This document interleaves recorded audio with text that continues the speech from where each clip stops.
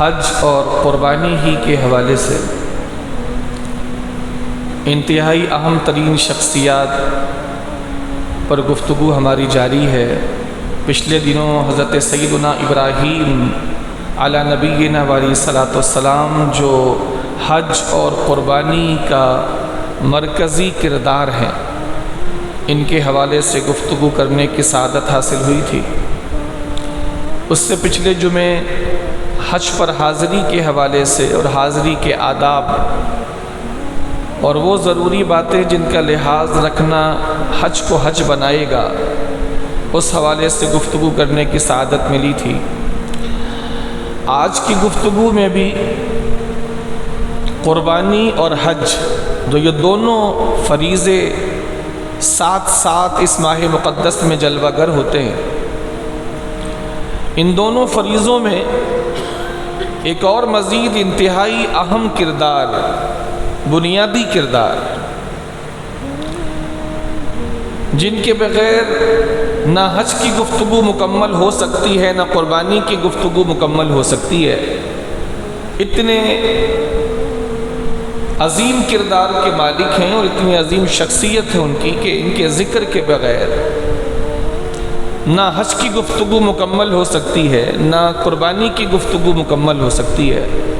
آج اسی عظیم شخصیت کے حوالے سے قرآن مجید فرقان حمید نے ان کا کیا تعارف پیش کیا ہے اور ان کی کیا شان بیان فرمائی ہے، آج اس تناظر میں کچھ کہنے اور سننے کی سعادت حاصل کریں گے اللہ کی خاص توفیق سے۔ اس عظیم ترین اور بنیادی کردار کا نام ہے حضرت سیدنا اسماعیل علی نبینا علیہ الصلوۃ والسلام۔ حضرت سیدنا اسماعیل علی نبینا علیہ الصلوۃ والسلام، حضرت ابراہیم علی نبینا علیہ الصلوۃ والسلام کے بڑے بیٹے، جن کے گرد پورا حج اور جن کے گرد پوری قربانی کی داستان گھومتی ہے۔ اگر دیکھا جائے تو بنیادی کرداروں میں ایک حضرت ابراہیم علیہ السلام ہے، ایک حضرت اسماعیل علیہ السلام ہے، ایک حضرت سیدہ بی بی ہاجرہ رضی اللہ تعالیٰ عنہ ہے۔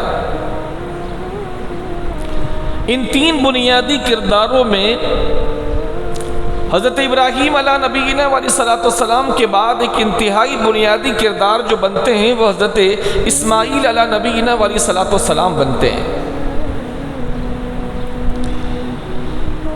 چونکہ سیدہ بی بی ہاجرہ رضی اللہ تعالیٰ عنہ سے جب اللہ کے نبی حضرت ابراہیم علیہ الصلوۃ والسلام کا نکاح ہوا اور ایک طویل مدت گزرنے کے بعد حضرت اسماعیل علیہ السلام پیدا ہوئے، تقریباً 90 سال کی عمر حضرت ابراہیم علیہ الصلوۃ والسلام کی گزر چکی تھی، جس عمر میں عام طور پر ولادت نہیں ہوتی۔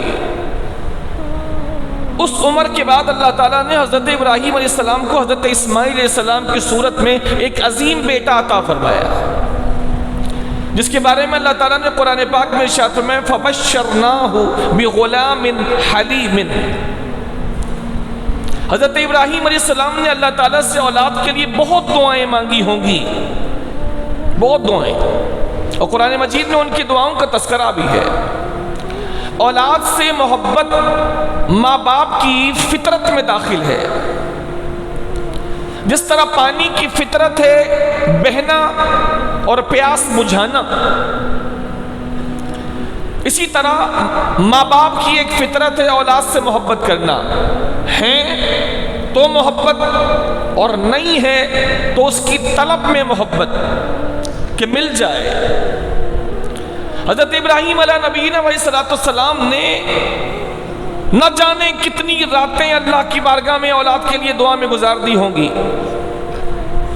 نہ جانے کس کس وقت میں اللہ تعالیٰ سے دعائیں مانگی ہوں گی، اور پھر کہیں جا کر کے وہ دعا 90 سال کے بعد ظہور پذیر ہوتی ہے۔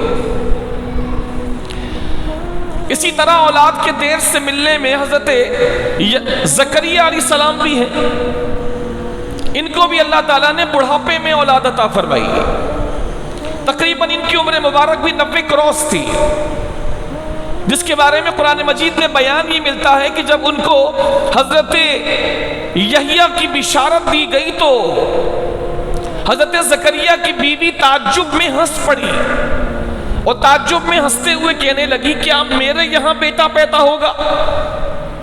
میں تو بوڑھی ہو چکی اور میرا شوہر وہ بھی بہت بوڑھا ہو چکا، اس کی ہڈیوں میں گودا بھی ختم ہو چکا، میں بانجھ ہوں،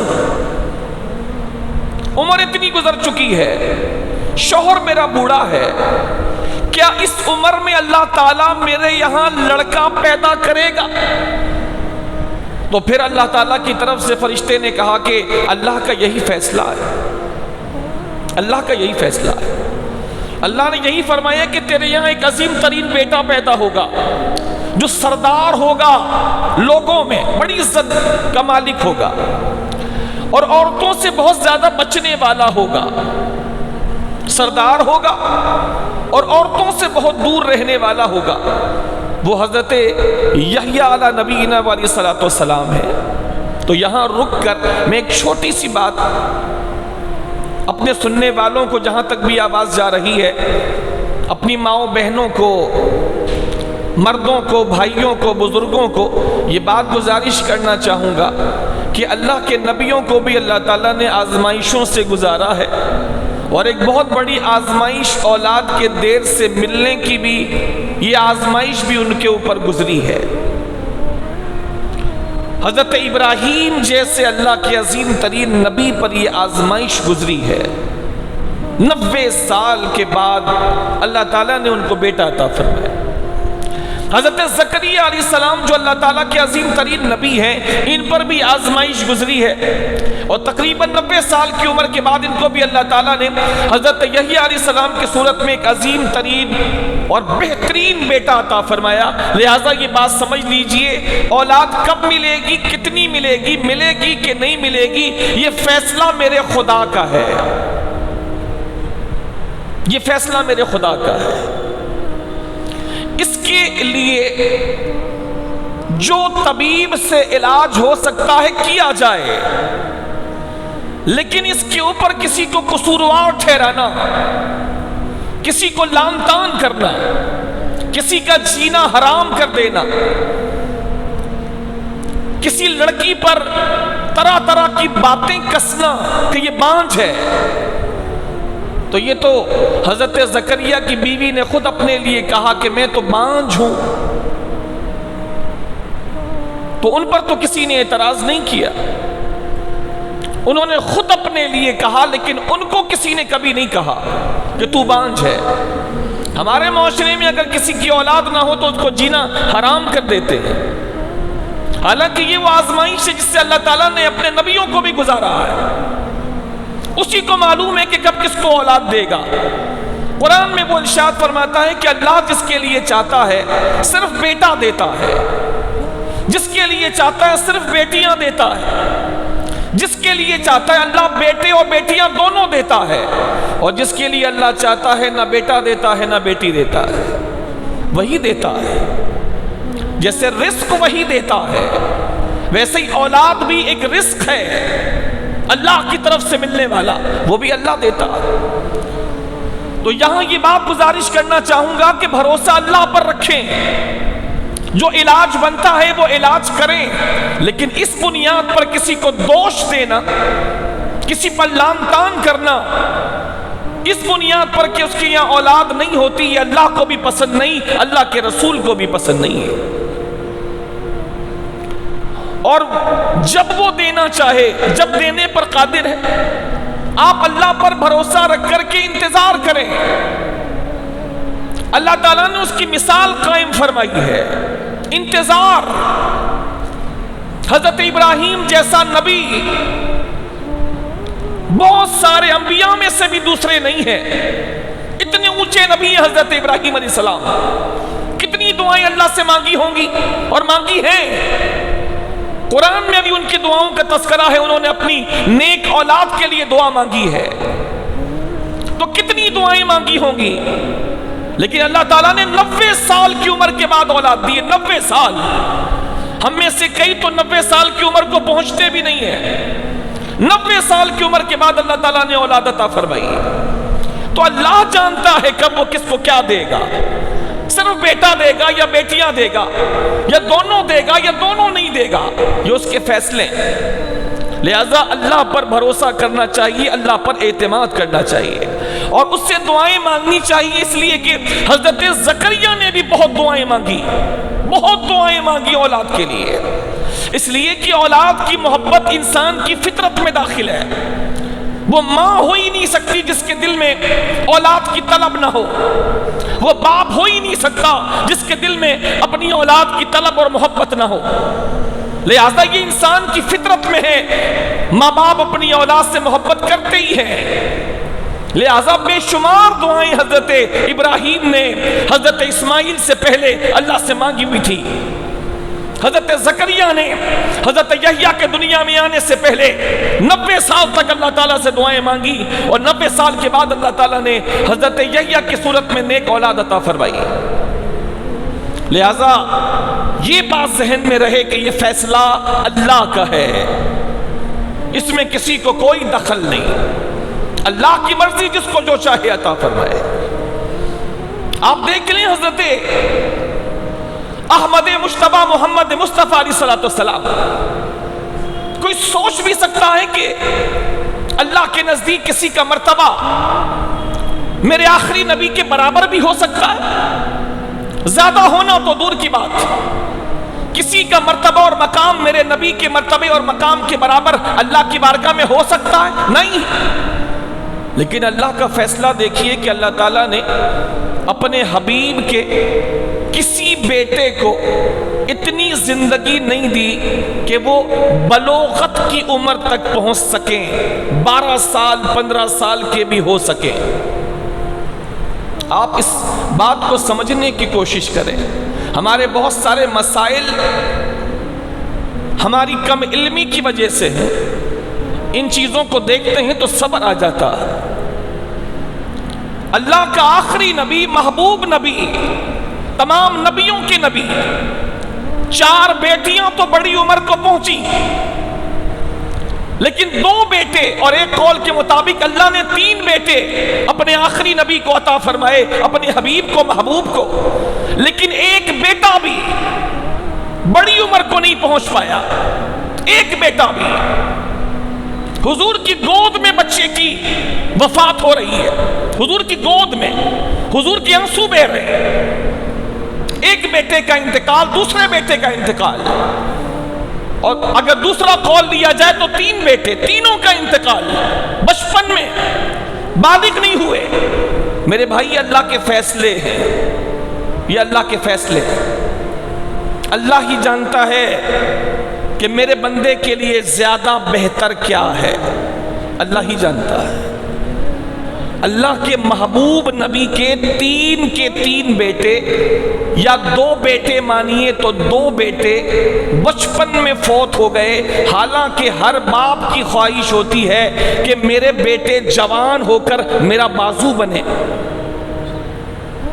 لیکن اللہ کا فیصلہ, اللہ تعالیٰ نے اپنے محبوب نبی کے بیٹوں کو جوان ہونے سے پہلے اپنے پاس بلا لیا. تو اللہ پر ایمان رکھیں, اللہ پر اطمینان رکھیں, اللہ پر بھروسہ رکھیں کہ اللہ مجھے ضائع نہیں کرے گا, اللہ کے فیصلے میں میرے لیے بہتری. چنانچہ حضرت اسماعیل علیہ السلام یہ ان دونوں فریضوں میں انتہائی بنیادی کردار کے مالک ہیں.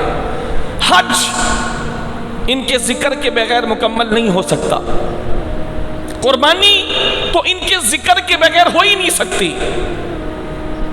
کوئی قربانی کر لے اور اس کو حضرت اسماعیل یاد نہ آئے, یہ کیسے ہو سکتا؟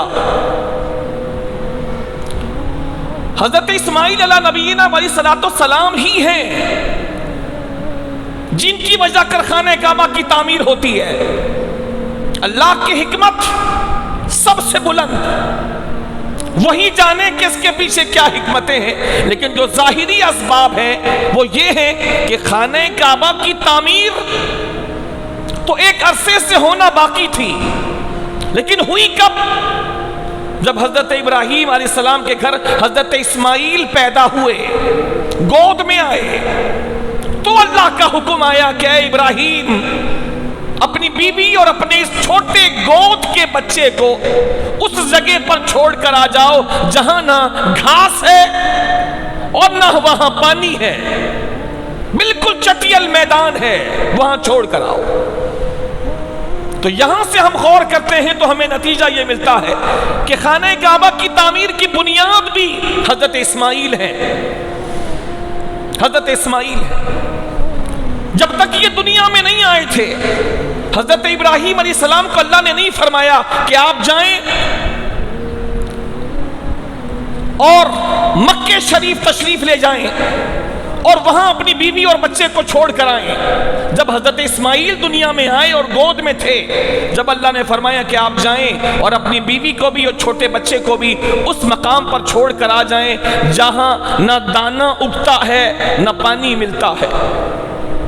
اور پھر حضرت اسماعیل علیہ السلام وہاں پر اپنی والدہ کے ساتھ چھوڑ دیے جاتے ہیں، اور پھر وہاں سے خانہ کعبہ کی تعمیر کی ایک اساس کھڑی ہوتی ہے، ایک بنیاد بنتی ہے۔ حضرت اسماعیل آ گئے اور پھر اس کے بعد وہاں اپنی والدہ کے ساتھ ہیں، کچھ کھانا اور کچھ پانی تھا، ختم ہو گیا۔ پھر جب روئے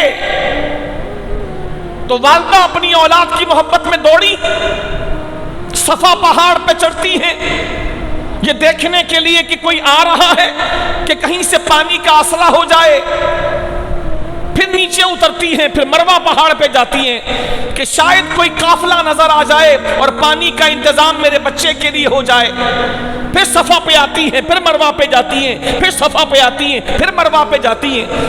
یہ چکر انہوں نے لگائے کس کے لیے؟ بنیادی کردار حضرت اسماعیل علیہ السلام کے لیے، حضرت اسماعیل علیہ السلام کے لیے۔ پھر جب وہ کچھ بڑے ہوتے ہیں تو خانہ کعبہ کی تعمیر ہوتی، اور خانہ کعبہ کی تعمیر کون کر رہے ہیں؟ حضرت ابراہیم اور حضرت اسماعیل، یہ دو ہی۔ آپ بنیادی کردار کے طور پر دیکھیں حضرت اسماعیل کا کتنا بنیادی کردار ہے، کتنا بنیادی حصہ ہے حج کے معاملے میں اور قربانی کے معاملے میں۔ پھر خانہ کعبہ کی تعمیر دونوں باپ بیٹے مل کے کرتے ہیں۔ اس وقت حضرت اسماعیل کی عمر کتنی تھی؟ 14 سے 15، 14 سے 15 اسی عمر کے درمیان تھے۔ فلما بلغ معه السعي، اللہ قرآن میں فرماتا ہے جب وہ اپنے باپ کے ساتھ کچھ چلنے کی عمر میں آئے، کچھ محنت کرنے کی عمر میں آئے، تو اللہ تعالیٰ نے پھر قربانی کرنے کا، انہیں قربان کرنے کا حکم دیا تھا۔ تو جب یہ کچھ بڑے ہوئے تو اللہ تعالیٰ نے ارشاد فرمایا کہ خانہ کعبہ کی تعمیر کرو۔ اے ابراہیم اور اسماعیل، تم دونوں باپ بیٹے مل کر میرے گھر خانہ کعبہ کی تعمیر کرو۔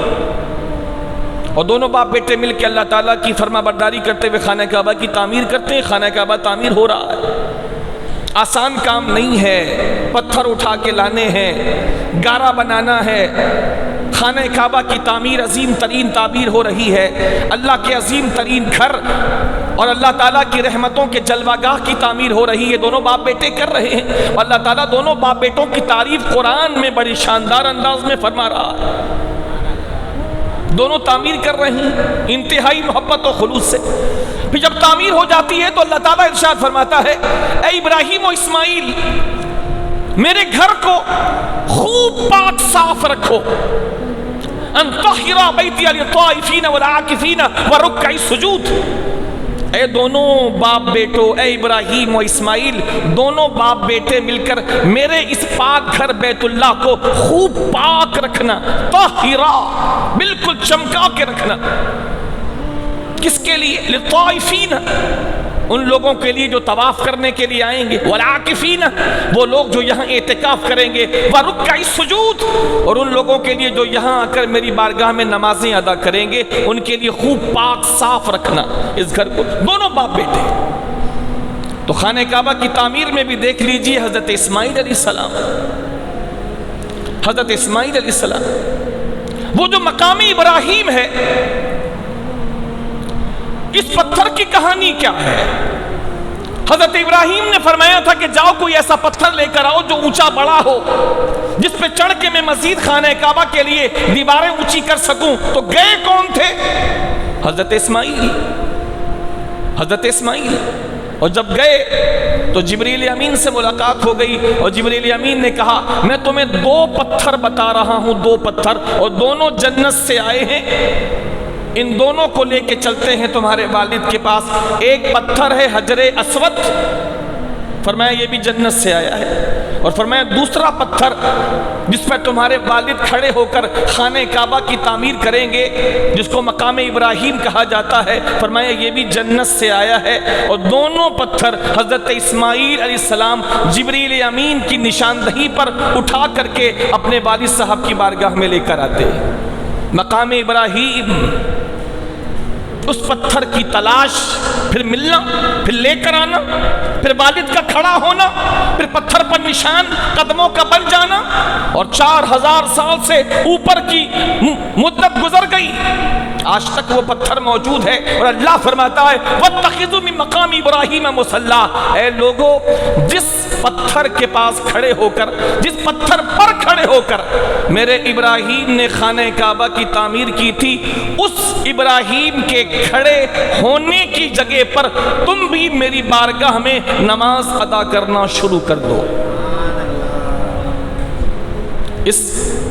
اس پتھر کو لانے میں، پہنچانے میں، تلاش کرنے میں بنیادی کردار حضرت اسماعیل علیہ السلام، حضرت اسماعیل علیہ السلام۔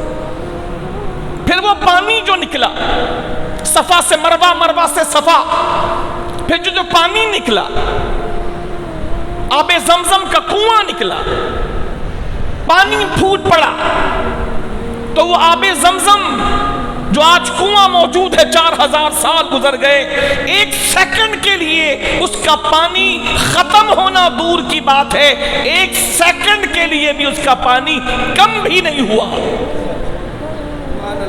1 سیکنڈ کے لیے کہاں سے آ رہا ہے؟ آپ ایمانداری سے بتائیے، آب زمزم کا استعمال ہر گزرتے دن کے ساتھ بڑھ رہا ہے یا کم ہو رہا ہے؟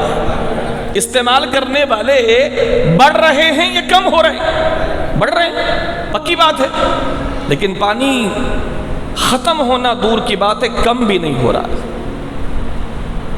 ایک وقت تھا کہ صرف مکے میں لوگ آب زمزم نل سے یا ان چیزوں سے حاصل کر سکتے تھے، آج ہر وقت مدینے میں بھی آپ کو آب زمزم مل رہا ہے، وہاں بھی لاکھوں لوگ پی رہے ہیں، بھر رہے ہیں، لا رہے ہیں، بانٹ رہے ہیں، اور مکے میں بھی لاکھوں لوگ پی رہے ہیں، بھر رہے ہیں، بانٹ رہے ہیں، لا رہے ہیں۔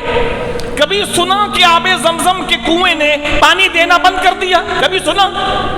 یہ سنا کہ آب زمزم کے کنویں میں پانی کم ہو گیا؟ کبھی سنا؟ نہیں۔ وہ جو کنواں چلا، حضرت اسماعیل نے ایڑیاں رگڑی، اللہ نے معجزہ دکھایا، وہ جو پانی جاری ہوا، 4000 سال بیت گئے، ہر لمحے اس کا استعمال بڑھ رہا ہے، جتنا استعمال بڑھ رہا ہے کنواں آب زمزم اور مزید بڑھا کے لوگوں کو عطا فرما رہا ہے۔ سچ کہا ہے کسی نے کہ آب زمزم کے کنویں کا پانی کم کیسے ہوگا؟ اس لیے کہ زمزم کے کنویں میں جو پانی ہے اس کا تعلق میرے نبی کے حوض کوثر سے جڑا ہے، نہ کوثر میں پانی کم ہوگا، نہ آب زمزم میں کبھی کبھی واقع ہوگی، نہ کوثر میں۔ وہ جو حوض اللہ تعالیٰ نے محمد مصطفیٰ کو عطا فرمائی ہے، جس سے سارے اللہ کے نبی کی امتی پانی پئیں گے اور رش کے میدان قیامت میں پئیں گے، وہ حوض اللہ تعالیٰ نے اپنے حبیب کو عطا فرمائی ہے۔ اس حوض میں نہ کبھی پانی کم ہوگا، اور نہ اس حوض سے آنے والا پانی جس سے آب زمزم مل رہا ہے، نہ یہاں کبھی آب زمزم کی کمی واقع ہوگی۔ تو یہ آب زمزم کی نسبت بھی کس سے؟ حضرت اسماعیل سے، حضرت اسماعیل سے۔ لہٰذا یہاں بھی بنیادی کردار کون ہے؟ حضرت ابراہیم کے عظیم ترین بیٹے حضرت اسماعیل علیہ السلام۔ صفا و مروہ کی نسبت کس سے ہے؟ حضرت اسماعیل سے۔ اسی طرح جب حضرت ابراہیم کو اللہ نے حکم دیا، اے ابراہیم اپنی چاہیتی چیز ہماری بارگاہ میں قربان کر دے، ایک رات، دو رات اور تیسری رات کی کنفرمیشن ہو گئی کہ اللہ کی مراد یہ ہے کہ میں اپنے بیٹے اسماعیل کو ذبح کر دوں۔ اور جب ذبح کرنے کے لیے لے کے چلے ہیں، پوری داستان آپ بارہا سن چکے ہیں، تو 3 مقامات پر شیطان نے 3 مقامات پر باپ اور بیٹے دونوں کو بہکانے کی کوشش کی۔ 3 مقامات پر ایک مرتبہ کوشش کی، پھر آگے کوشش کی، پھر آگے کوشش کی، اور تینوں مرتبہ حضرت ابراہیم نے اس شیطان کو کنکریاں ماری، حضرت اسماعیل نے کنکریاں ماری۔ ان تینوں مقامات پر ہونے کیا جا رہا تھا؟ حضرت اسماعیل کو قربان کرنے کے لیے لے کر جا رہے تھے، قربانی دینے جا رہے تھے، اور 3 مقامات پر شیطان نے باپ بیٹے کو بہکانے کی کوشش کی، اور ان 3 مقامات پر ان دونوں باپ بیٹوں نے شیطان کو دھتکارا اور کنکریاں ماری۔ آج تینوں مقامات پر شیطان کو کنکریاں ماری جاتی ہیں۔ حج پہ جانے والے کنکریاں مارتے ہیں، رمی جمرات جس کو کہتے ہیں، رمی کا مطلب ہوتا ہے پھینکنا، اور جمرات کہتے ہیں کنکریوں کو، کنکریاں مارتے ہیں۔ تو رمی جمرات جو 4000 سال سے چل رہا ہے اور میدان قیامت تک یہ سلسلہ چلتا رہے گا، اس میں بھی بنیادی کردار حضرت سیدنا اسماعیل علیہ نبینا علیہ الصلوۃ والسلام، اس میں بنیادی کردار ہی کی۔ اس کے علاوہ قربانی دیکھ لیں، قربانی تو ہے ہی حضرت اسماعیل علیہ نبینا علیہ الصلوۃ والسلام کی، انہی کو ذبح کرنے کے لیے لے کے جا رہے تھے اور گئے اور لٹا دیا۔ اور جب بیٹے سے کہا کہ میرے بچے میں نے خواب دیکھا ہے کہ میں تجھے اپنے ہاتھوں سے ذبح کر رہا ہوں، تم کیا کہتے ہو؟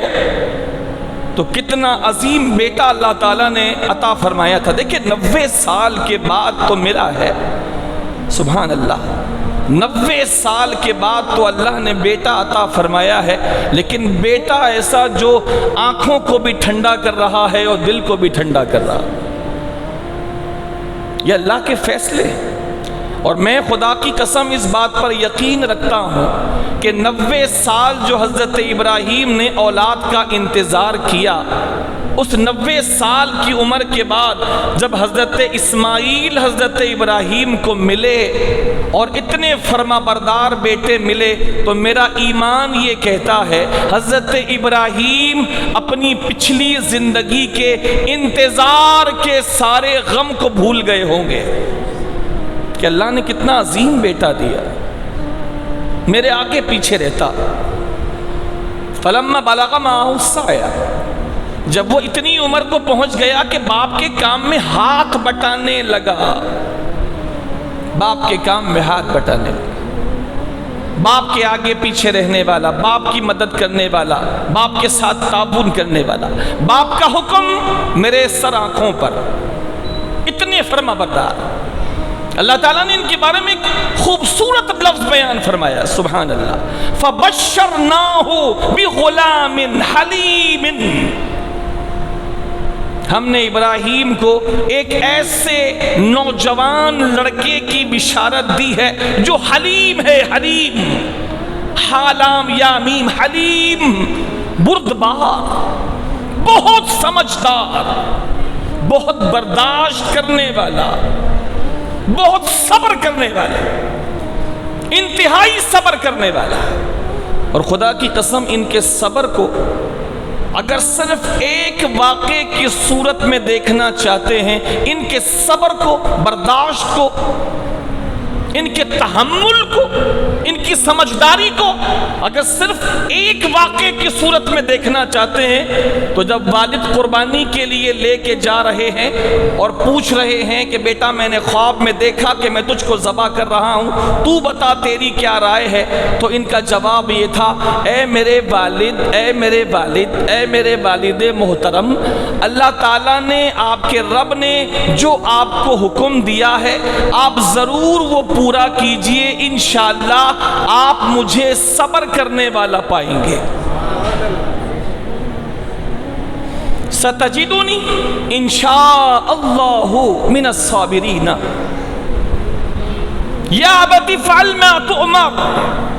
یا ابتی، یا ابتی، اے میرے پیارے والد ماجد، اے میرے پدر بزرگوار، اے میرے باپ، جو آپ کو اللہ نے حکم دیا ہے کیجئے، پرواہ نہ کیجئے.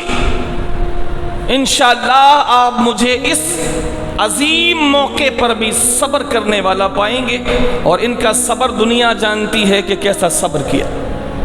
اپنے والد کو کہہ رہے ہیں اپنی آنکھ پہ پٹی باندھ دیجئے، میرے ہاتھ باندھ دیجئے، مجھے الٹا لٹا دیجئے، چھری یہاں چلانے کے بجائے گدی سے چلائیے، یہاں سے چلا دیجئے، تاکہ آپ کو جو آپ کے رب نے کہا اس کو کرنے میں آپ کے ہاتھ نہ کانپیں. اور میرے بھی ہاتھ باندھ دیجئے تاکہ چھری پھرنے کے وقت کہیں میرے اندر اضطرار اور بے چینی نہ پیدا ہو اور آپ کو رحم نہ آ جائے. لہٰذا میرے ہاتھ پیر بھی باندھ دیجئے، اپنی آنکھ پہ پٹی بھی باندھیے تاکہ آپ کو میرے اوپر کسی قسم کا رحم نہ آئے اور کہیں آپ کے ہاتھ تھرا نہ جائیں. اتنا صبر. اور پھر لٹا دیا. اللہ تعالیٰ نے پورے واقعے کو قرآن پاک میں بیان فرمایا کہ جب اس نے ابراہیم نے پیشانی کے بل اپنے بیٹے کو لٹا دیا اور چھری چلا دی، تو پھر آخر میں رب فرماتا ہے کہ ہم نے ابراہیم کو آواز دی، اے ابراہیم تو نے اپنا وعدہ سچ کر دیا، ہم نے تیرے بیٹے کو بچا بھی لیا اور تیرے بیٹے کی جگہ پر ہم نے جنت سے مینڈھا بھیج کر تیری قربانی بھی اپنی بارگاہ میں قبول کر لی. تیری قربانی بھی قبول کر لی، تیرا بیٹا بھی بچا لیا. اور ہم نیکیاں کرنے والوں کو ایسے ہی سزا، ایسے ہی صلہ دیتے ہیں. ہم نیک لوگوں کو ایسے ہی صلہ دیتے ہیں جیسے ہم نے تجھے دیا، تیرا بیٹا بھی بچا لیا اور تیری قربانی بھی قبول کر لی، تیرا ذکر بھی اونچا کر دیا، تیری شان بھی بلند کر دی، تیرا نام بھی اونچا کر دیا. اے ابراہیم قیامت تک لوگ تیری سنت پہ عمل کرتے رہیں گے. جب بھی کسی سے پوچھا جائے گا یہ قربانی کیا ہے، ہر شخص کہے گا ہمارے باپ اسماعیل علیہ السلام نے اپنی گردن خدا کے نام پر پیش کی تھی اور ان کے والد نے ان کے گلے پر چھری چلا دی تھی. یہ اسی قربانی کی یاد ہے جو ہزاروں سال گزرنے کے بعد بھی ساری دنیا کے مسلمان انجام دے رہے ہیں. قیامت تک اے ابراہیم تیری سنت بھی جاری رہے گی، تیری یاد بھی جاری رہے گی. بنیادی کردار حج میں، قربانی میں حضرت اسماعیل علیہ السلام بھی ہیں، حضرت ابراہیم تو ہیں، حضرت اسماعیل علیہ السلام بھی. یہ وہ عظیم ترین نبی ہیں جن کی اولاد میں ہمارے آخری نبی حضرت محمد مصطفیٰ علیہ السلام پیدا ہوئے. ان کی اولاد حضرت ابراہیم کے دو بیٹے ہیں، ایک حضرت اسماعیل اور ایک حضرت اسحاق. دو بیٹے ہیں. حضرت اسماعیل بڑے ہیں، حضرت اسحاق چھوٹے ہیں. حضرت اسحاق علیہ السلام کی نسل میں جو حضرت ابراہیم کے بیٹے ہیں کئی نبی آئے، لیکن حضرت اسماعیل علیہ السلام کے اولاد میں دیر تک ان کی اولاد کا سلسلہ چلتا رہا لیکن ایک بھی نبی نہیں آئے. ادھر دوسرے بیٹے حضرت اسحاق علیہ السلام ان کی نسل میں نبی آتے رہے. ادھر حضرت اسماعیل علیہ السلام جو حضرت ابراہیم کے بڑے بیٹے ہیں ان کی اولادیں چل رہی ہیں لیکن نبی کوئی نہیں آ رہے. سب سے آخر میں ان کی اولاد میں صرف ایک ہی نبی آئے جو تمام نبیوں کے امام ہیں، امام الانبیاء، سید الانبیاء. صرف ایک نبی آئے اور اس نبی کا نام ہے حضرت احمد مجتبی محمد مصطفیٰ علیہ السلام. اور کوئی نبی حضرت اسماعیل علیہ السلام کے اولاد میں نہیں آئے، صرف ایک ہی نبی آئے جو آخری نبی ہیں، ہمارے اور آپ کے اور ساری کائنات کے نبی ہیں، ساری کائنات کے نبی ہیں۔ اس اعتبار سے بھی حضرت اسماعیل علیہ السلام بہت اسپیشل ہیں، بہت اسپیشل ہیں۔ ان کو اللہ تعالیٰ نے بہت ساری خوبیاں عطا فرمائی، بہت ساری خوبیاں عطا فرمائی۔ اگر آپ پوچھیں گے کہ ان کی سب سے بڑی خوبی کیا ہے، اگر آپ پوچھیں گے کہ حضرت اسماعیل علیہ السلام کی سب سے بڑی خوبی کیا ہے، تو میرے نزدیک میں یہ کہوں گا ان کی سب سے بڑی خوبی جس میں کوئی بھی ان کے ساتھ شریک نہیں ہے وہ یہ ہے کہ اللہ تعالیٰ نے انہی کی اولاد میں اپنے آخری نبی محبوب مصطفیٰ کو بھیجا ہے۔ یہ ان کی سب سے بڑی خوبی ہے، اور کسی کو یہ خوبی حاصل نہیں۔ یہ حضور کے والدین میں آتے ہیں، عظیم ترین والد ہیں حضرت اسماعیل علیہ السلام، ہزاروں سال کا فاصلہ ہے لیکن ہیں حضور کے والد حضرت اسماعیل علیہ السلام۔ قرآن مجید فرقان حمید میں اس عظیم ترین نبی جن کا تذکرہ بھی میں نے تھوڑا سا آپ کے سامنے کیا، قرآن نے ان کی کچھ خصوصیات بیان فرمائی ہیں۔ میں چاہتا ہوں کہ میں بھی سیکھوں، آپ بھی سیکھیں کہ اللہ تعالیٰ قرآن مجید میں سورہ مریم کی آیت 54-55 میں ان کے بارے میں کیا ارشاد فرماتا۔ کچھ بندے اللہ کے ایسے ہیں کہ اللہ تعالیٰ ان کے ذکر کو ختم کرتا ہے، ان کا نام لینا بھی خدا پسند نہیں کرتا، ان کا تذکرہ بھی اللہ پسند نہیں کرتا۔ اگر انہیں قرآن مجید میں کسی وجہ سے یاد کرنا پڑے، ذکر کرنا پڑے، تو اللہ تعالیٰ ان کو ان کے برے اوصاف کے ساتھ یاد کرتا۔ سماعون للکذب اکالون للسحت، اللہ تعالیٰ ان کی مذمت بیان کرتے ہوئے ان کو قرآن میں بیان کرتا ہے۔ لیکن سبحان اللہ، اللہ کے کچھ بندے ایسے ہیں کہ اللہ تعالیٰ انہیں قرآن پاک میں ذکر بھی فرماتا ہے، اور ان کا ذکر کرنے کے لیے اللہ اپنے محبوب نبی کو ارشاد بھی فرماتا ہے۔ انہیں یاد کیجیے، اے حبیب قرآن میں ادریس علیہ السلام کو یاد کیجیے، وہ بڑے سچے نبی تھے۔ اے محبوب قرآن مجید میں موسیٰ کو یاد کیجیے، اے محبوب قرآن میں ابراہیم کو یاد کیجیے، اے محبوب قرآن میں اسماعیل کو یاد کیجیے، اے محبوب قرآن مجید فرقان حمید جیسی عظیم کتاب میں عیسیٰ کو یاد کیجیے، ذوالکفل کو یاد کیجیے، یاد کیجیے، ان کا ذکر کیجیے۔ یہ بات بھی ان کی شان و عظمت کے بیان کے لیے بہت کافی ہے۔ اللہ جن کے بارے میں فرمائے ان کو یاد کیجیے، اے حبیب ان کا تذکرہ کیجیے، انہیں لوگوں میں بیان کیجیے۔ خدا کی قسم، اللہ کی طرف سے یہ ارشاد فرمانا ان شخصیات کی عظمت و شان کا بہت بڑا بیان ہے کہ اللہ فرما رہا ہے ان کو یاد کیجیے، ان کو یاد کیجیے۔ پھر اللہ ان کی صفات کو بیان فرما رہا ہے کہ وہ کیسے تھے، ان کی صفات کو اللہ بیان فرما رہا ہے۔ کیوں؟ تاکہ لوگ ان کی صفات کو سن کر ان کی صفات کو اختیار کرنے کی طرف آئیں۔ اب ذرا توجہ سے سنیے کہ اللہ تعالیٰ حضرت اسماعیل علیہ السلام کے بارے میں کیا ارشاد فرماتا۔ فرمایا وَاذْكُرْ فِي الْكِتَابِ اسماعیل، اے حبیب اس کلام مجید میں اسماعیل کو یاد کیجیے، اسماعیل کو یاد کیجیے علیہ السلام۔ انہو کان صادق الوعد وکان رسول النبی، فرمایا کہ اسماعیل کو یاد کیجیے، وہ بہت وعدے کے پابند اور وعدے کے سچے انسان تھے۔ انہو کان صادق الوعد، وہ وعدے کے بڑے سچے تھے۔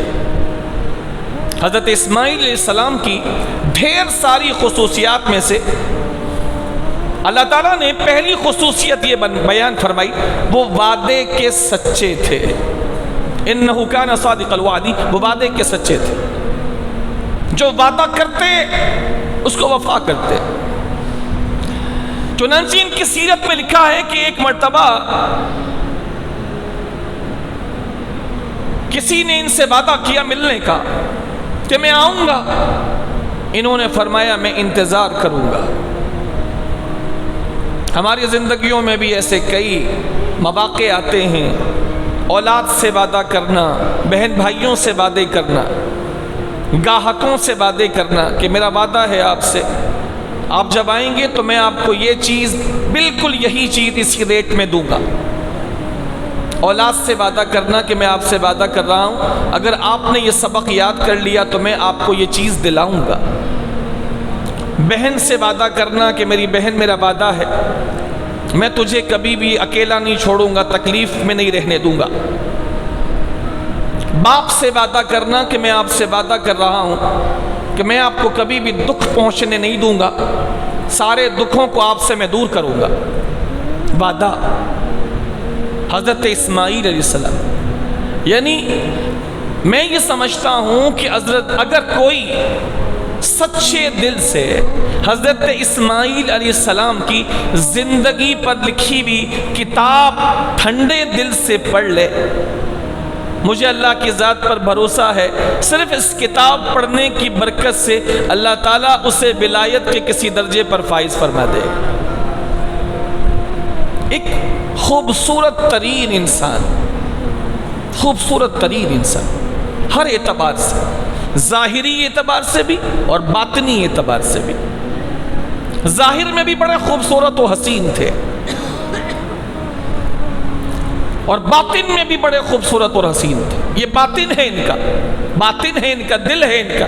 انہو کان صادق الوعد، وہ وعدے کے بڑے سچے تھے۔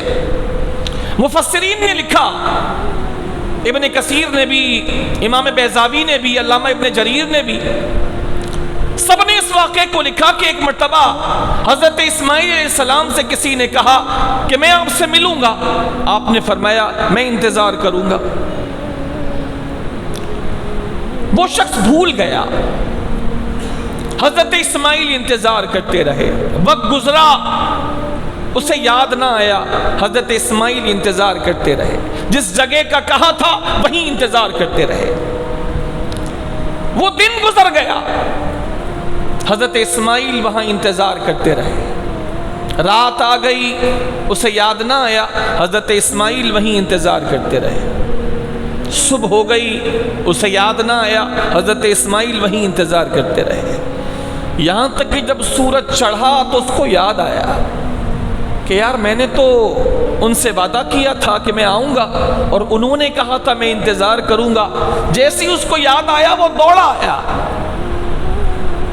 شاید اس کے خیال میں یہ تھا کہ وہ جا چکے ہوں گے،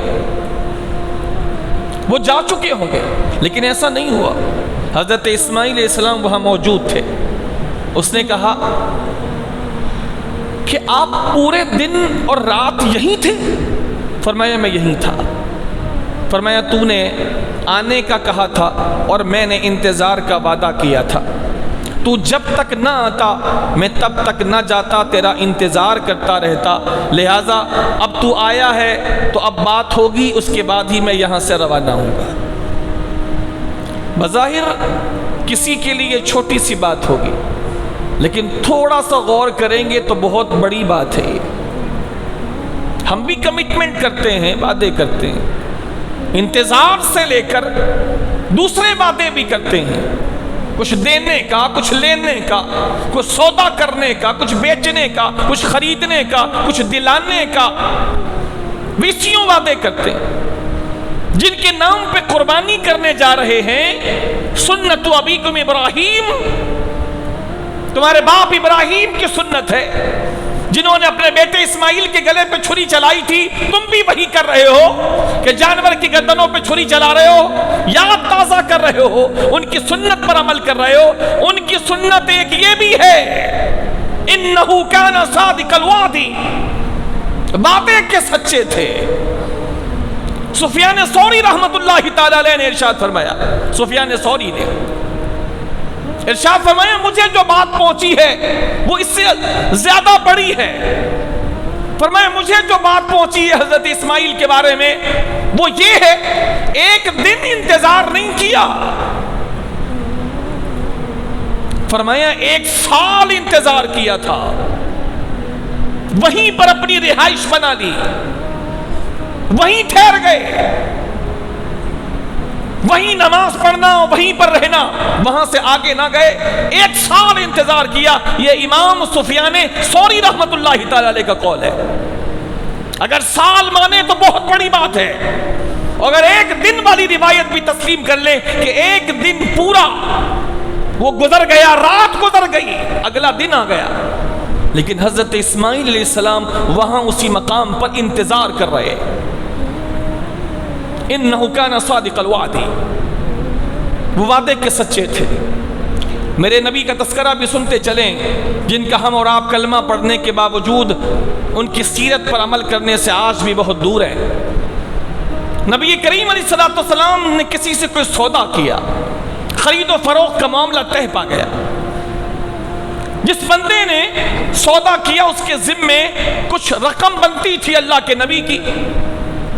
اس نے کہا کہ میں لے کر آتا ہوں.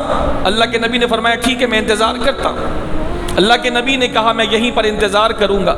حضور نے انتظار کیا. روایت کہتی ہے کہ 1 دن گزر گیا, وہ بھول گیا تھا, اسے یاد نہ آیا, نہیں آیا. دوسرا دن گزر گیا, وہ بھول گیا, اسے یاد نہ آیا, وہ نہیں آیا. تیسرا دن گزر گیا. 3 دن کے بعد وہ بندہ, اس کو یاد آیا کہ میں نے تو اللہ کے نبی سے وعدہ کیا تھا کہ میں آؤں گا, اور اللہ کے نبی نے فرمایا تھا کہ میں تیرا انتظار کروں گا. اسے جیسے یاد آیا وہ لوٹ کر واپس آیا. جب پہنچا اس جگہ پر جہاں کا وعدہ تھا تو دیکھا کہ اللہ کے حبیب علیہ الصلوۃ والسلام اسی مقام پر اس بندے کا انتظار کر رہے تھے.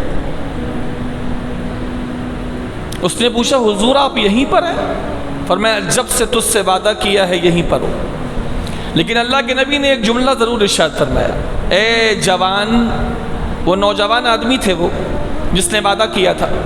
میرے نبی نے ایک شکوہ ضرور کیا. میرے نبی نے ارشاد فرمایا اے جوان, تو نے مجھے مشقت میں ڈال دیا, تو نے مجھے پریشانی میں ڈال دیا. میں 3 دن سے تیرا یہیں پر انتظار کر رہا ہوں. 3 دن سے, چونکہ تجھ سے وعدہ تھا لہذا انتظار مجھ پر لازم تھا. میں 3 دن سے تیرا یہیں پر انتظار کر رہا ہوں. وہ نوجوان شرمندہ ضرور ہوا, لیکن ساتھ میں یہ بھی پتہ چل گیا کہ نبی کریم علیہ الصلوۃ والسلام کی مبارک زندگی سے جو چیز ہمیں سیکھنی چاہیے وہ یہ ہے کہ وعدہ کیا, وفا کیا. حضرت اسماعیل علیہ نبینا علیہ الصلوۃ والسلام کے وعدہ وفا کرنے کی مثال میں مفسرین نے, علامہ ابن جریر طبری رحمت اللہ تعالیٰ علیہ نے بھی, علامہ ابن کثیر رحمت اللہ تعالیٰ علیہ نے بھی اسی آیت کریمہ کے تحت ایک اور واقعہ کوٹ کیا ہے. وعدہ وفا کرنا, انہ کان صادق الوعد. اسماعیل کو یاد کرو, وہ وعدے کے بڑے سچے تھے. وہاں جو واقعہ کوٹ کیا ہے وہ واقعہ یہ ہے کہ حضرت اسماعیل نے وعدہ کیا تھا, بابا آپ کو رب نے کہا ہے کہ آپ میرے گلے پہ چھری چلا دیں, تو جیسا آپ کو رب نے کہا ہے آپ کریں. انشاءاللہ آپ اپنے لال کو, مجھے, اپنے بچے کو آپ صبر کرنے والا پائیں گے. یہ وعدہ کیا تھا بابا, میں صبر کروں گا, بے صبری نہیں کروں گا. یہ وعدہ کیا تھا باپ سے, اور خدا کی قسم یہ وعدہ حضرت اسماعیل نے ایسا پورا کیا کہ جب چھری حضرت ابراہیم چلانے کے لیے حضرت اسماعیل کی گردن کی طرف آئے تو آسمان کے فرشتوں میں شور اٹھا, شور اٹھا. مولا تیرا ابراہیم اسماعیل کو ذبح کرنے چلا ہے, ذبح کرنے چلا ہے. کیا اسماعیل ذبح کر دیا جائے گا؟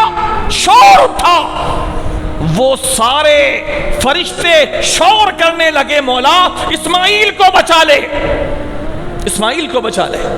لیکن ادھر زمین پر جن کے گلے پہ چھری چلنے لگی تھی اور سیدی ابراہیم علیہ السلام نے چلا دی تھی, اس چھری کے نیچے جو حضرت اسماعیل تھے، خدا کی قسم انہوں نے ایک لمحے کے لیے جھرجھری بھی نہیں لی کہ میرے گلے پہ چھری یا میری گدی پہ چھری چلنے لگی ہے، ایک لمحے کو بھی جھرجھری نہیں لی، اس لیے کہ بابا سے وعدہ کیا تھا، بابا آپ مجھے صبر کرنے والا پائیں گے، ستجدنی انشاءاللہ من الصابرین، یہ وعدہ کیا تھا باپ سے، انہو کان صادق الوعد، انہو کان صادق الوعد۔ حبیب قرآن میں اسماعیل کا تذکرہ پڑھو، سناؤ لوگوں کو، اس کا ذکر کرو، بڑا عظیم نبی تھا اسماعیل، جو وعدے کا بڑا پاسدار اور وعدے کا بڑا وفادار تھا، وعدے کا سچا تھا۔ وَكَانَ رَسُولًا نَبِيًّا، اور وہ رسول بھی تھا اور نبی بھی تھا۔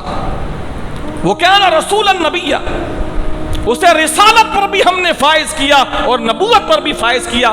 یہاں سے امام رازی رحمت اللہ تعالی علیہ نے ایک نقطہ بیان فرمایا ہے کہ یہاں سے بھی پتہ چلتا ہے کہ حضرت ابراہیم کے دو بیٹے، حضرت اسماعیل بڑے بیٹے اور حضرت اسحاق چھوٹے بیٹے، دونوں اللہ کے نبی، اور دونوں کے باپ حضرت ابراہیم اللہ کے نبی، ان دونوں بیٹوں میں حضرت اسماعیل اور حضرت اسحاق دونوں سگے بھائیوں میں اونچا مرتبہ حضرت اسماعیل کا ہے، چونکہ اللہ تعالیٰ نے جب حضرت اسحاق کا تذکرہ کیا تو ان کو صرف نبی کہا، نبی۔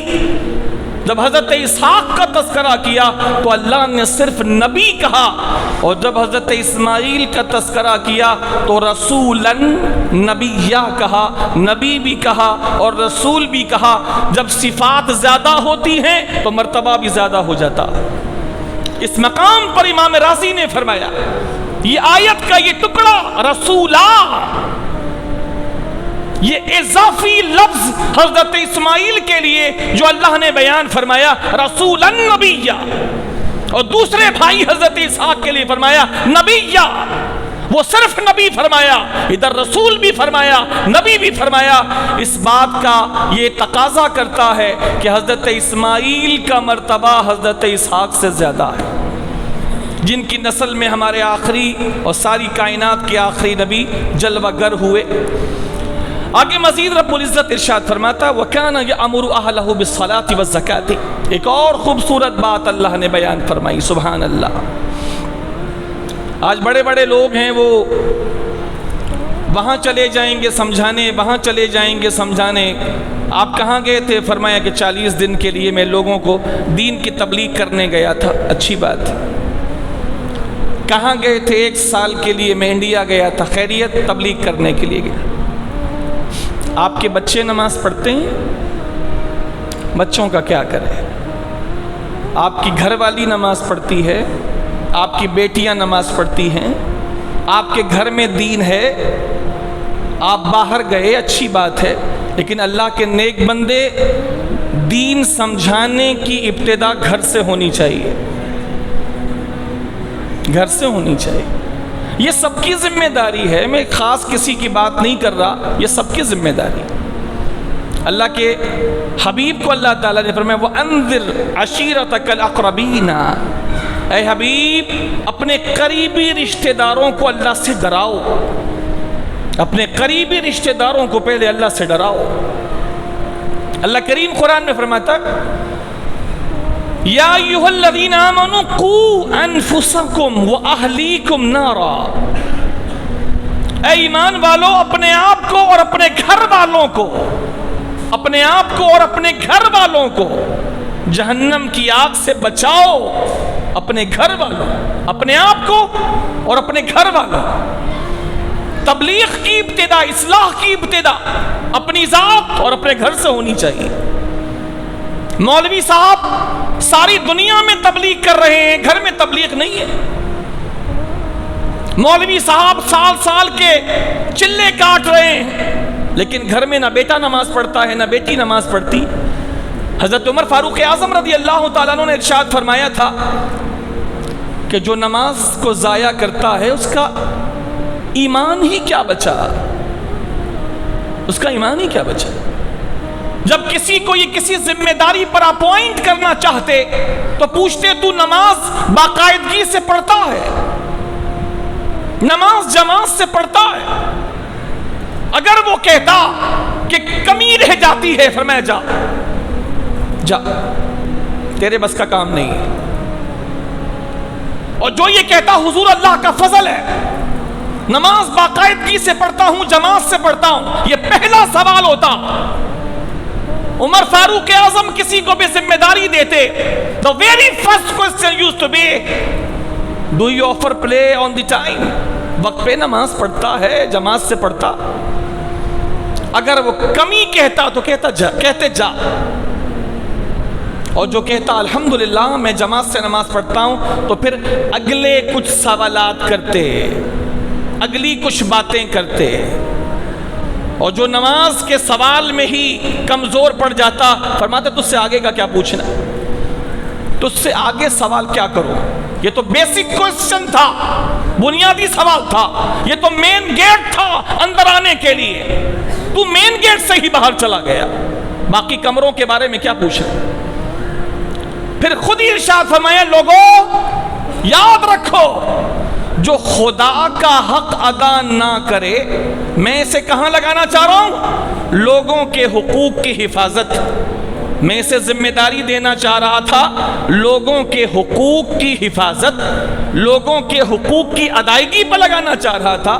لوگوں جو اللہ کا ہی حق ادا نہ کر سکے، کیا وہ بندوں کا حق ادا کرے گا؟ بات سمجھ آ رہی ہے آپ کو؟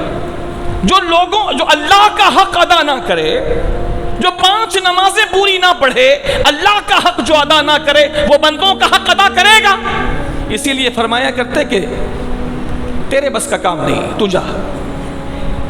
اور جو کہتا ہاں میں نماز باقاعدگی سے پڑھتا ہوں، تو پھر اس سے مزید کچھ باتیں کرتے، اور پھر وہ بندہ سمجھ میں آتا تو ذمہ داری گورنر کی اس کو دے دیا کرتے تھے۔ تو تبلیغ کی ابتدا گھر سے، اصلاح گھر پہ ہونی چاہیے۔ میں یہ نہیں کہہ رہا کہ باہر نہیں ہونی چاہیے، لیکن گھر کو بھول کر، گھر کو چھوڑ کر، اولاد کو چھوڑ کر، حالانکہ اللہ پہلے یہ فرما رہا ہے قُوْ أَنفُسَكُمْ وَأَهْلِيكُمْ نَارًا، اپنے آپ کو اور اپنے گھر والوں، بیوی کو، بچوں کو، بیٹوں کو، بیٹیوں کو جو تیری سرپرستی میں ہیں، ان سب کو جہنم سے بچا، یہ تیری سب سے پہلی ذمہ داری ہے۔ میں یہ نہیں کہہ رہا کہ باہر تبلیغ نہیں ہونی چاہیے، میں یہ کہہ رہا ہوں کہ پہلے گھر میں ہونی چاہیے۔ باہر ضرور کریں لیکن گھر کو چھوڑ کے نہیں، گھر کو چھوڑ کے نہیں، پیار سے، محبت سے، ڈانٹ کر۔ جی ہاں، اولاد کو ڈانٹنے کی بھی اجازت ہے، اولاد کو مارنے کی بھی اجازت ہے۔ رب کے نبی نے ارشاد فرمایا اللہ تعالیٰ اس بندے کو خوش رکھے جو اپنی اولاد کی تربیت کے لیے چابک کو یا اس طرح کی چیز کو اس کی ادب کے لیے، تعدیب کے لیے وہ بلند کرتا ہے اور سنبھال کے رکھتا ہے، اللہ تعالیٰ اس کو تر و تازہ اور خوش رکھے۔ اولاد کی تربیت چاہیے۔ اللہ کے نبی نے ارشاد فرمایا 7 سال کا بچہ ہو اس کو نماز کا بولو، 10 سال کا ہو نہ پڑھے تو مارو، مار کے پڑھاؤ اس کو نماز۔ لہٰذا گھر سے تبلیغ کی ابتدا ہونی چاہیے، پیار سے سمجھا سکتے ہیں، سب سے اچھی بات یہی ہے۔ ضرورت پڑے سختی کی تو سختی کرے، ضرورت پڑے اس سے زیادہ کرنے کی تو زیادہ کرے، بات چیت چھوڑنی پڑے تو چھوڑ دے، کیونکہ سب سے پہلا حق اللہ کا ہے۔ اللہ اور رسول اس بات کے زیادہ حقدار ہیں کہ ان کو راضی کیا جائے، ان کو راضی کیا جائے۔ چنانچہ اللہ کریم نے ان کی شان بیان فرماتے ہوئے ارشاد فرمایا وَكَانَ يَأْمُرُ أَهْلَهُ بِالصَّلَاةِ وَالزَّكَاةِ۔ ایک اور خوبصورتی حضرت اسماعیل کی اللہ نے یہ بیان فرمائی کہ وہ اپنے گھر والوں کو يَأْمُرُ أَهْلَهُ، اپنے گھر والوں کو وہ نماز کا بھی حکم دیتے تھے اور زکوٰۃ کا بھی حکم دیتے تھے۔ نماز بھی پڑھنے کا فرماتے کہ نماز پڑھو، نماز پڑھنی ہوگی۔ حالانکہ حضرت اسماعیل علیہ السلام کی اولاد سبحان اللہ العظیم بڑی شاندار اولاد، لیکن اللہ کا حکم پورا کرنے کے لیے سمجھایا کرتے تھے نماز پڑھنی ہے، نماز اللہ کا فرض ہے۔ زکوٰۃ دینی ہے، زکوٰۃ اللہ کی طرف سے فرض ہے۔ یہ دو چیزوں کا ذکر کر کے ساری چیزیں اس کے اندر آ گئی کہ وہ اپنی اولاد اور اپنے اہل خانہ کی باقاعدہ تربیت کیا کرتے تھے، باقاعدہ تربیت کیا کرتے تھے۔ چنانچہ اسی کے ضمن میں کچھ احادیث تفسیر ابن کثیر میں علامہ ابن کثیر نے لکھی ہے، مجھے بڑی اچھی لگی، میں نے کہا میں آپ کو کوٹ کر دوں، سن لیجئے، اللہ کرے کہ کسی کے عمل کا جذبہ بن جائے اور کوئی عمل کر لے تو میرے لیے بھی نجات کا ذریعہ بن جائے۔ اللہ کے پیارے حبیب علیہ الصلوۃ والسلام نے ارشاد فرمایا کہ اللہ تعالیٰ اس بندے پر اپنا رحم فرمائے۔ ایک ایک لفظ سنیے گا، میرے نبی کے الفاظ ہیں، ترجمہ میں آپ سے عرض کر رہا ہوں۔ فرمایا کہ اللہ تعالیٰ اس بندے پر رحم فرمائے جو رات کو اٹھے اور نماز پڑھے، رات کی نماز، تہجد۔ فرمایا اللہ تعالیٰ اس بندے پر رحم فرمائے جو رات کو اٹھے اور نماز پڑھے اور اپنی بیوی کو بھی جگائے۔ اگر اس کی بیوی نہ جاگے، نیند ہوتی ہے بیچاری دن بھر کی تھکی ہوئی، لیکن چاہتی ہے کہ میں بھی نماز پڑھوں، لیکن دن بھر کی تھکاوٹ ہے، وہ ماں تو مشین ہوتی ہے نا، ماں بیوی مشین ہوتی ہے، اور دنیا کی کوئی مشین ماں جیسی نہیں ہوتی، ایسے ہی ہے، دنیا کی کوئی مشین ماں جیسی نہیں ہوتی۔ ایک شخص ایک بزرگ کے پاس گیا، کہنے لگے میں تنگ ہوں اپنی بیوی سے، تنگ، کچھ کرتی نہیں، کچھ نہیں کرتی۔ فرمایا کچھ نہیں کرتی؟ کہا کچھ نہیں۔ کہا اچھا بچے اور تم لوگ ناشتہ کرتے ہو؟ کہا ہاں۔ باہر سے لاتے ہو؟ نہیں۔ پھر وہ بناتی ہے؟ اچھا۔ کپڑے دھوبی سے دھلواتے ہو؟ نہیں۔ کون دھوتا ہے؟ وہی بیوی۔ بچوں کو اسکول وغیرہ کا بیوی، بچوں کو تیار کرنا کا بیوی، گھر کی صفائی کا بیوی، اس کے علاوہ مہمان وغیرہ آ جائیں تو بیوی، کھانا وغیرہ بنانا تو وہ بھی بیوی۔ فرمایا یہ سارے کام جو تیری بیوی تیرے بقول کر رہی ہے، پھر بھی تو کہہ رہا ہے کہ کچھ نہیں کرتی، پھر بھی تو کہہ رہا ہے کچھ نہیں کرتی۔ تو کوئی مشین ایک کام کرتی ہوگی، واشنگ مشین کپڑے دھونے کے ساتھ کھانا بھی بناتی ہے؟ آپ سے پوچھ رہا ہوں، واشنگ مشین کپڑے دھونے کے علاوہ چلو سکھا دیتی ہے، استری کر دیتی ہے، ابھی نئی مشینیں آ گئی، کھانا بھی بناتی ہے، بچوں کو تیار بھی کرتی ہے؟ نہیں۔ میں نے کہا نا دنیا میں کوئی مشین ماں جیسی ہے ہی نہیں۔ آپ اپنی اپنی ماں کا سوچ لیں، اپنی اپنی ماں کا سوچ لیں، میں اپنی ماں کا سوچ رہا ہوں، آپ اپنی ماں کا سوچ لیں، اب آپ کے لیے تھوڑا آسان ہو جائے گا، تھوڑی دیر کے لیے سوچیں تو آپ کو اپنی ماں نظر آ رہی ہے؟ ناشتہ بناتے ہوئے اپنی ماں ذہن میں آ رہی ہے دنیا میں یا چلی گئی؟ اگر وہ چلی گئی ہے تو اللہ اس کو جنت میں اعلیٰ مقام عطا فرمائے، اور زندہ ہے تو اللہ تعالیٰ اس کو صحت والی لمبی زندگی دے، ٹھیک ہو گیا؟ لیکن کچھ تو یاد ہوگا۔ تو ماں نظر آ رہی ہے خیالات میں، کبھی ناشتہ بناتے، دوڑتے ہوئے، بچے کو تیار کرتے ہوئے، نیند چھوڑ کے بچے کے لیے تیاری کرنا، گرم کھانا بنا کے دینا، نہ کھائے تو اس کے نخرے اٹھانا، اچھا میں یہ لا دوں گی، اچھا میں یہ کر دوں گی، اپنے آنچل سے ہی پسینہ پوچھ دینا، کچھ کپڑے نہیں ملے تو جوتا اپنے وہ دامن سے ہی صاف کر دینا کہ میرے بچے کے جوتے گندے نہ۔ کچھ یاد آ رہا ہے آپ لوگوں کو؟ وہ میرے بھائی یاد آ رہا ہے؟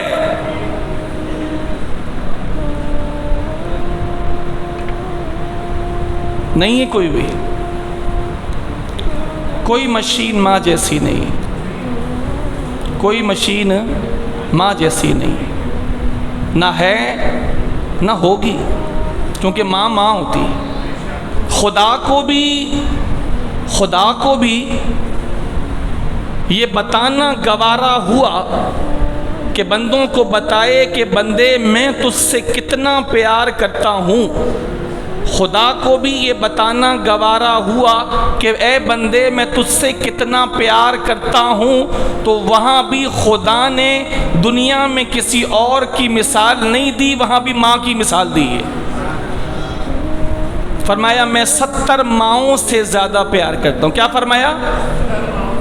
زور سے بولیے، کیا فرمایا؟ ماں، 70 ماؤں، ماں فرمایا۔ سمجھ آئی بات؟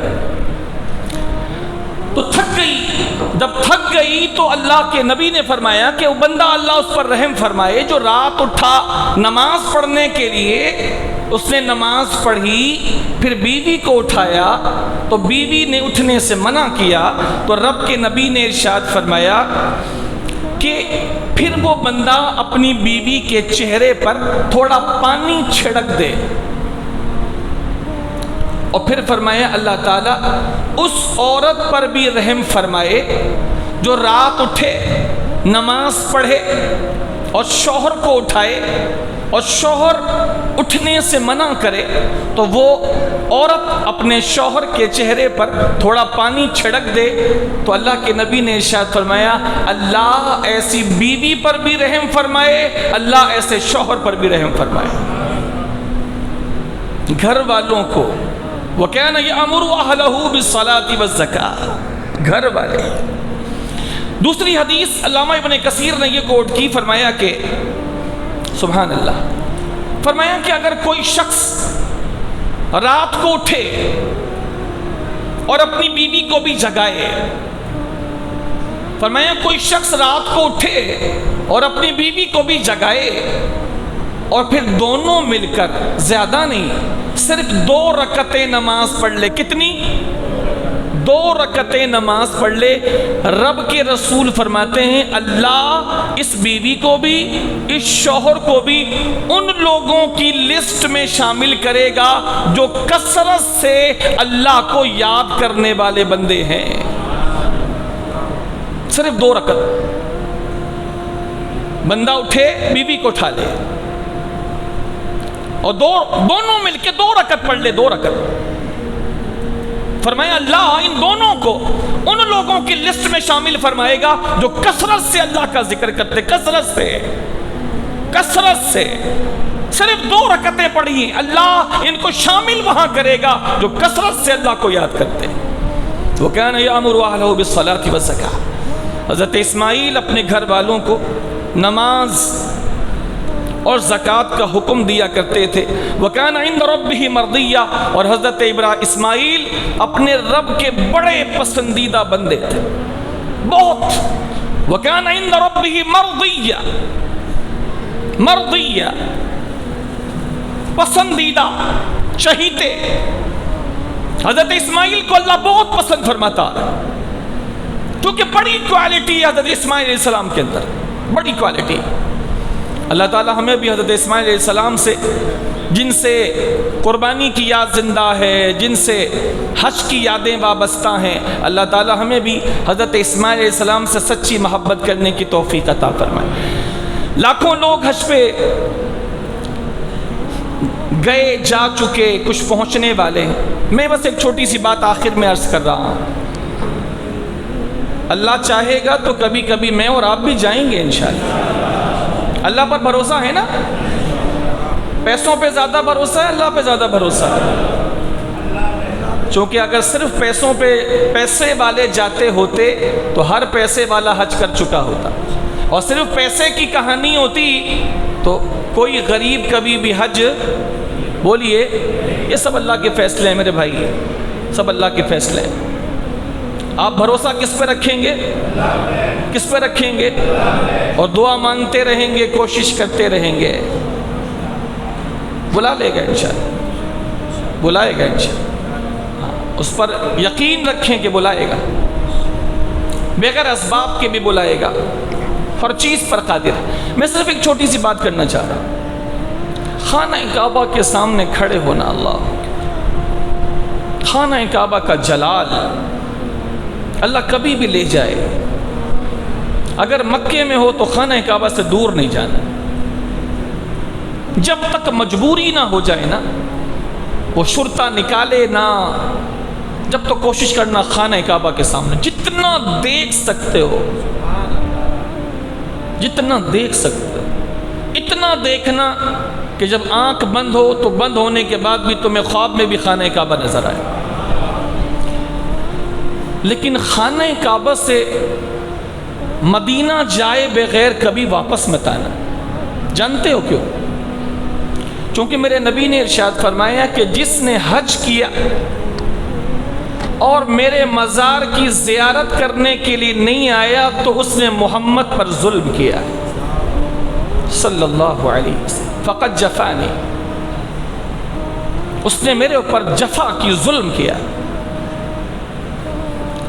تو انشاءاللہ اللہ جب بھی بلائے گا تو ہماری اللہ سے دعا یہ ہوگی کہ ہماری فلائٹ یوں ہو کہ پہلے اتارے مدینے میں سرکار رسالت مآب کی بارگاہ میں حاضری دیں، دعا مانگیں اللہ سے وہاں پہنچ کر، اس کے بعد حج کے لیے جائیں اور پھر ہو کر کے وہاں سے پھر سرکار رسالت مآب علیہ السلام کے قدموں میں حاضری دیں. یا رسول اللہ آپ کے صدقے خدا نے حج بھی کرا دیا. معلوم ہے کہ وہاں جانے سے کیا ہوتا ہے. سب سے پہلے تو یہ سنو کہ جائیں کیوں جائیں؟ اس لیے جائیں کہ کائنات کا خدا 1400 سال پہلے ہی سب کو فرما چکا، اے لوگوں اگر اپنی جانوں پہ ظلم کر لو تو محمد مصطفیٰ کی بارگاہ میں آ جاؤ. اے حبیب اگر یہ لوگ اپنی جانوں پہ ظلم کر لیں تو تیری بارگاہ میں آ جائیں، اور اس کے بعد یہ اللہ سے تیری بارگاہ میں رہتے ہوئے توبہ کریں، یہ توبہ مانگیں، تیری بارگاہ میں آ کر تیرے قدموں میں بیٹھ کر دعا اللہ سے توبہ مانگیں، اور پھر تو بھی ان پر شفقت کرتے ہوئے ہاتھ اٹھا دے اور تو بھی ان کے لیے توبہ مانگنا شروع کر دے. ہم پہلے ان کی توبہ کے لیے مانگتے نہ تھے، لیکن جب تیرا ہاتھ اٹھ جائے گا تو حبیب جہنمی بھی ہوگا، ہم بخش کر اس کو جنتی کر دیں گے. لوجد اللہ توابا رحیما. اگر تو نے ہاتھ اٹھا دیے، اگر تو نے ہاتھ اٹھا دیے، اگر تو نے ہاتھ اٹھا دیے حبیب، تو یہ لوگ اپنے رب کو بہت توبہ قبول کرنے والا، رحم کرنے والا پائے. اس لیے جانا ہے کہ رب نے فرمایا. مولا علی شیر خدا حضور کے روضے کے پاس ہیں، حضور کے مزار کے پاس. حضور کے انتقال کو 3 دن گزرے. ایک دیہاتی آیا، اس کو معلوم نہیں تھا کہ حضور انتقال کر گئے. جب پتا چلا تو دھاڑے مار کر رونے لگا. حضرت علی وہیں پر ہیں، روتا روتا وہ حضور کے روضے کے قدموں کے پاس گر گیا. حضرت علی وہیں پر ہیں. فرمایا اتنا روتا تھا کہ میں بھی رونا شروع ہو گیا. 3 دن حضور کے انتقال کو گزرے. پھر وہ کہنے لگا یا رسول اللہ ہم آپ پر ایمان لائے، آپ جو لے کر آئے ہم اس پر ایمان لائے، آپ نے جو اللہ سے لیا وہ ہم نے آپ سے لیا. یا رسول خدا آپ نے جو ہمیں قرآن دیا ہے اس میں اللہ نے فرمایا ہے اے لوگوں اگر اپنی جانوں پہ ظلم کر لو تو محمد کی بارگاہ میں آ جاؤ. پھر یہاں آ کے ہماری بارگاہ میں توبہ کرو. اگر محمد بھی ہاتھ اٹھا دیں گے تو تم لوگ اللہ کو توبہ قبول کرنے والا، رحم کرنے والا پاؤ گے. یا رسول خدا میں نے تو بڑا ظلم کیا ہے اپنے اوپر، میں آپ کے پاس آیا ہوں، اللہ نے بھیجا ہے قرآن کی شکل میں قرآن پڑھ کے آپ کے پاس آیا ہوں. یا رسول خدا میری بخشش اللہ سے دلوا دیجئے، میں نے بڑا ظلم کیا ہے اپنے اوپر. روتا رہا. ابھی میڈیا پر ایک تصویر وائرل ہو رہی ہے، ایک سیاہ رنگ کا نوجوان لڑکا ہے، پتہ نہیں کتنے عرصے کے بعد شاید پہلی بار وہ مدینہ پاک آیا ہے. کسی نے اس کی تصویر کھینچ کے وہ وائرل کر دی ہے. وہ حضور کے روضے کے خاص زاویے میں کھڑا ہے اور کیا رو رہا ہے. اس کا پورا چہرہ آنسوؤں سے تر ہے. شکل پہ لوگ جائیں گے تو کہیں گے کہ شکل اتنی خاص نہیں ہے، لیکن اللہ کے یہاں تو دل کے فیصلے ہوتے ہیں. ایک سیاہ رنگ کا لڑکا ہے، نوجوان ایسا بلک بلک کے رو رہا. سچی محبت کرنے والا اللہ کے نبی سے بلک بلک کے رو رہا. یہ بھی آ کر بلک بلک کر روئے. علی شیر خدا وہیں پر ہے. فرماتے ہیں کہ اس کے رونے پر ہمیں بھی رونا آ گیا. 3 دن حضور کے انتقال کو ہوئے تھے. پھر وہ روتا روتا اٹھا, اپنا پیغام حضور کو سنا چکا, پھر نکل گیا وہاں سے اور روتا ہوا جا رہا تھا. ابھی تھوڑی دور گیا تھا, میں حضور کی قبر کے پاس تھا. اچانک میں نے سنا کہ حضور کے قبر مبارک کے اندر سے مجھے حضور کی آواز آئی, اور حضور مجھے فرما رہے تھے, علی اس نوجوان کے پاس جا جو ابھی میری قبر پہ رو رہا تھا, اور جا کے پیغام دے دے کہ جن گناہوں سے توبہ کر رہا تھا اسے جا کر یہ خوشخبری دے دے کہ اللہ تعالیٰ نے میرے صدقے اس کے گناہوں کی مغفرت فرما دی. امام قرطبی رحمۃ اللہ تعالیٰ علیہ نے اس واقعے کو نقل فرمایا. لہٰذا جاننا ہے نہیں جاننا ہے, جاننا ہے. اللہ تعالیٰ ہم سبوں کو مقبول حاضری عطا فرمائے. اللہ تعالیٰ حج کرنے والوں کا حج قبول فرمائے, قربانی کرنے والوں کے اللہ قربانیاں قبول فرمائے. وما علینا الا البلاغ المبین.